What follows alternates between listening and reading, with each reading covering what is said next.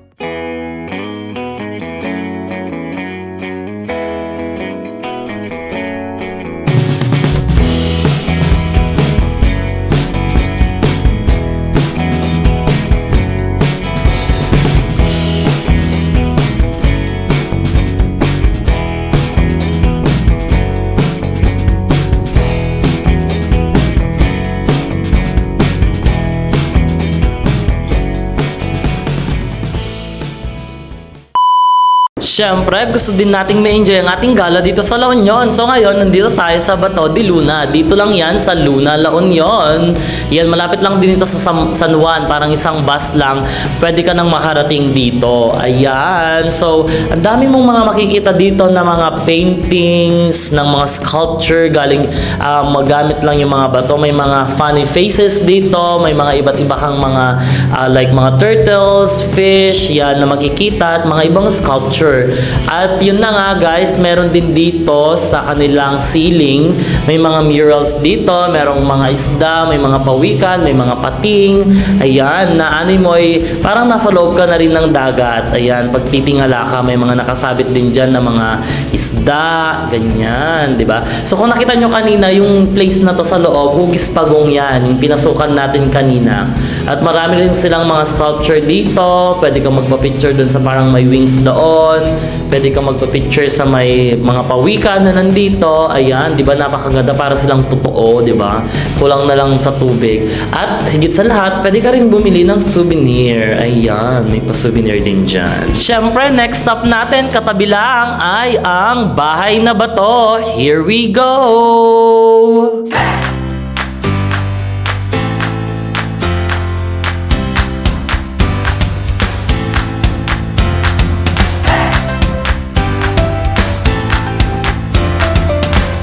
So yun na nga guys, nandito na tayo sa tinatawag nila na Bahay na Bato. So from San Juan, La Union, nandito tayo sa Luna.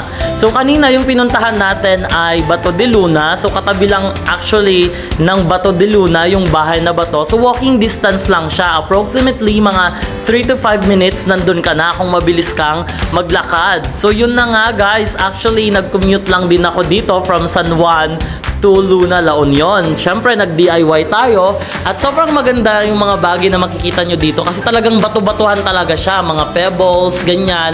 So may mga sculpture na gamit yung mga bato na makikita dito mamaya. Ayan. So yung mga bilog na yan. So may mga puno dito pero sa mga pagkakataon nito talaga medyo tanghali kasi ako nag-travel dito around 1 ng tanghali. Sobrang mainit talaga kasi may mga puno pero kung titignan ninyo mga sanga-sanga lang, medyo ang onte, ang lilit ng kanilang mga dahon. Ayun. So meron diyang malaking crab na gawa sa bato. So meron mga dragons. Actually katabi lang neto sa may harap niya is dagat. Ayun o, kung makita nyo doon, may kulay blue doon, tubig yon ng dagat. So may mga pakubo din sila dito na pwede kang magpahinga, ganyan. So meron din silang mga bahay dito. Ayan. Ito yung mga bahay na gawa sa bato na pwede mong pag-stayhan. So yun, may nakalagay kanina doon na occupied. At hindi ko na rin natanong kung magkano yung rate nila, pero for sure, medyo pricey yan. Pero, ayun na nga. So dito, naglibot-libot muna tayo. So ngayon, papunta tayo sa tinatawag nilang kitchen. So ito, may mga lumang kagamitan. Ayan. So dito ngayon tayo papasok sa tinatawag nilang kitchen. Ayan. Sobrang maganda din talaga dito kasi may mga lumang mga kagamitan na makikita ka dito. Katulad ng nasa taas, lambat yata ito na ginagamit din nila sa pangingisda. Ayan, merong mga yung mga bintana nila dito sobrang old talaga siya. Meron silang mga na-carve gamit yung kahoy. Yan yung roof nila is yung tinatawag namin dito sa Ilocano na panaw or yung kugon. Ayan, yung mga bintana nila, yung mga kapis shell, yung tawag doon kung hindi ako nagkakamali. Ayan, meron silang mga palamuti na animoy, bumalik tayo sa nakaraan. Yun, sige. So marami din yung mga shells na ginawang binitin sa taas, lalagyan ng mga isda. So ito, meron ditong mga lalagyan yata yun ng mga tubig or dun sila nagpa-ferment dati. I think dun din nilalagay yung paggawa nila ng mga suka, ng Ilocano, yung mga ganyan. So ito na nga yung Bahay na Bato. So yan, ito yung tinatawag nila na main house. Ayan, gawa siya sa bato. Bali ito yung mga nasa loob niya. So pwede ka rin ditong umupo, magpahinga, may mga upuan dyan. So yan, yung floor niya is mga bato-bato din, mga pebble, merong mga inukit sa mga kahoy dito. Though may mga funny faces dito na makikita ka, it's a work of art, kumbaga. Sobrang madami kang makikita ng mga art dito.